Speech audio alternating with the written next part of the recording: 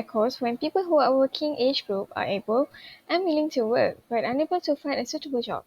It represents the numbers of people in the workforce who want to work but unable to get a job.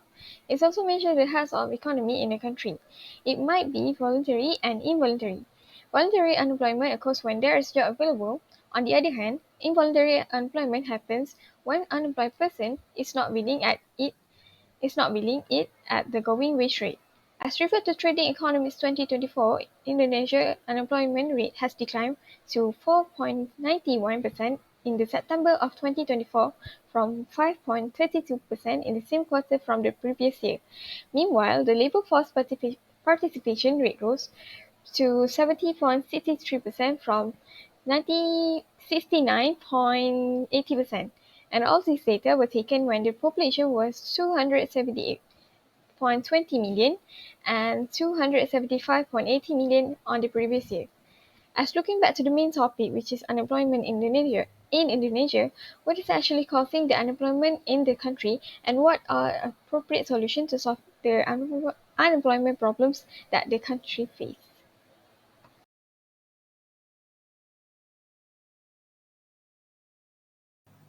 One of the causes of unemployment in Indonesia is a significant gap exists between labor force capabilities and industry demands, impacting productivity, economic growth, and global competitiveness. This is will cause graduates excel in theory but lack skills demanded by modern industries. Next, limited vocational training. Only a small percentage of students participate in vocational programs. This is sourced from World Bank 2022. An educational system, it is prioritizes academic knowledge over practical. It is job-ready skills. In Indonesia, is high demand for skills in data analytics, cybersecurity, and software development.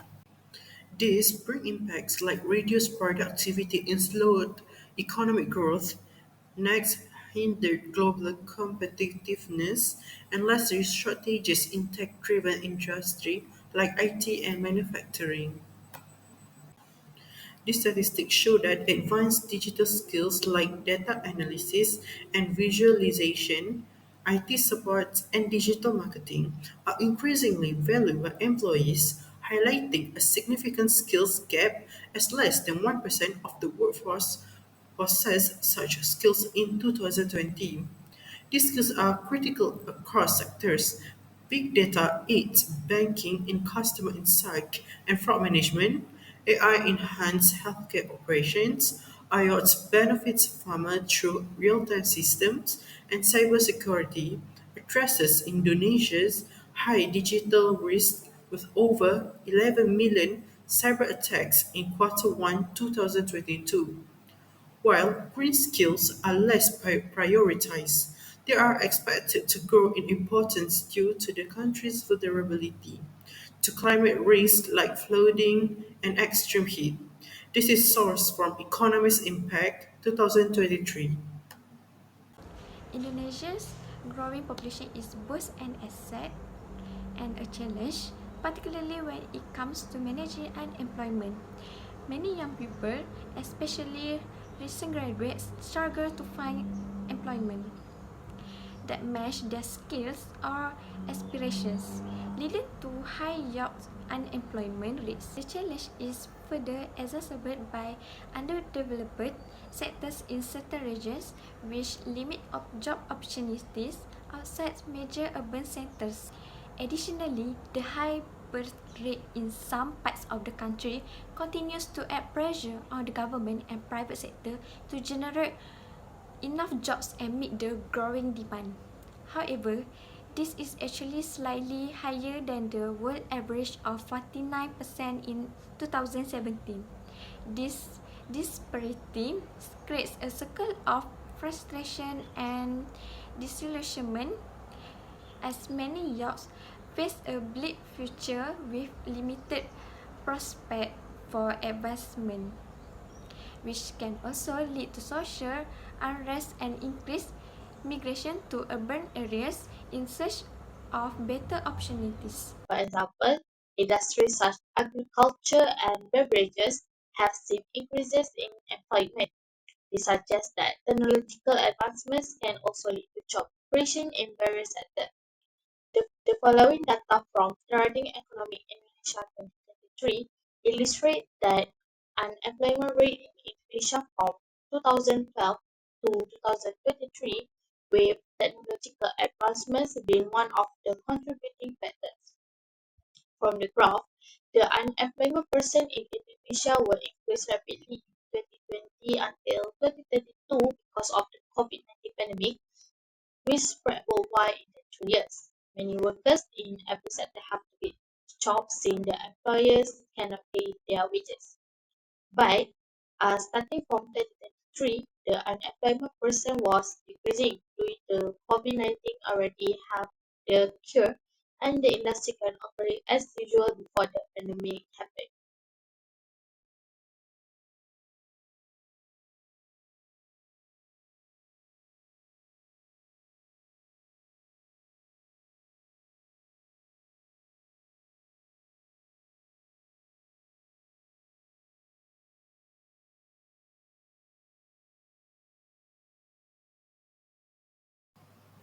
To address this problem, Indonesia can design curricula that align with industry needs to equip graduates with job-ready skills.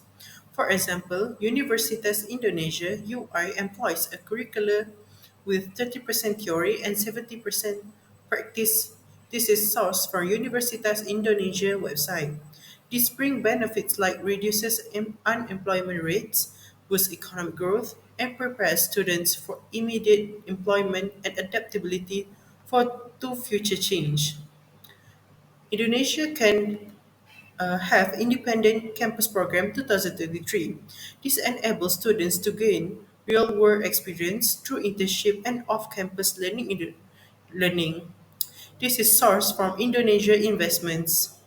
Lastly, Indonesia can have vocational high school, implements dual system education combining academics with workplace training. This brings impacts like improved employability of graduates and encouraging reductions in unemployment rates. For the solution to solve this problem, investing in family planning and population management is a critical solution to mitigate the unemployment challenges stemming from Indonesia's rapid population growth and expanding labor force. With one of the world's largest populations, Indonesia faced significant pressure to create enough jobs to meet the demands of its growing workforce. Family planning initiatives must prioritize expanding access to contraceptives and reproductive health service, especially in rural and underserved areas where birth rates tend to be higher. For example, family planning programs, the Indonesia government has implemented nationwide family planning programs aimed at increasing awareness and access to contraceptive methods.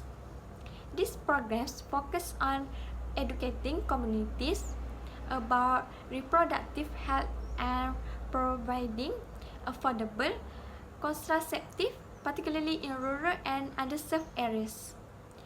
This, in turn, reduce unemployment by aligning labor supply with market demand.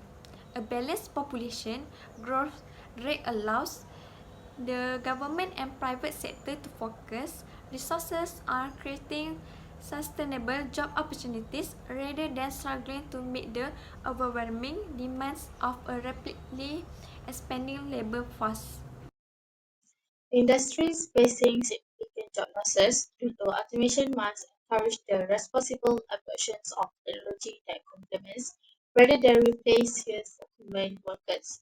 For instance, in agriculture, technology can increase productivity whilst we rely on human labor for essential tasks such as harvesting and distribution. Similarly, in manufacturing, smart factors should integrate human workers alongside automated systems. This balanced approach should demonstrate that technology can coexist with human available, enhancing productivity without entirely displacing workers. The International Labour Organization (ILO) emphasized the importance of this balanced approach of technology adoptions, where automation boosts productivity while safeguarding jobs. In Indonesia, sectors like agriculture and fisheries have experienced job growth due to the adoption of technology, suggesting the balanced integration is not only possible but also beneficial. This presents new opportunities for fresh graduates and those who have lost their jobs to the others. According to ILO International Job Outlook 2017, harnessing technology for growth and job creation, the impact of technological advancements on employment in Indonesia require careful strategy. The report underscores the need for automations to enhance productivity while protecting jobs. It highlights how sectors like agriculture and fisheries have benefited from the technology innovations, demonstrating that technology can lead to job creation when integrated truthfully. In conclusion, Indonesia has begun progressing in decreasing unemployment. However, confrontation still resistant, specifically technology advancing in variety industries. To solve this issue, encourages the responsibility to adaptation of technology that complements, rather than replacing labor workers. As for the future needs for this suggestion is steadiness in technology and labor force. In the future will be shaped by evolving trends in automation, AI, and global workforce adaptability. Another issue is the gap between industry needs and labor force potential. To tackle this problem, Indonesia must focus on designing curricula that line up with industry requirement. For the future needs is creating a curriculum to meet future industry needs require situate with educational programs with the evolving opportunity of technologies, global development, and human resources. For the third issue is population growth and labor force expanding. To address this issue is investing in family planning and population management. Future needs in this area revolve around addressing provocation posed by increased population aging, and ensuring equally way into healthcare services. Therefore, Indonesia will be advancing country to all its people.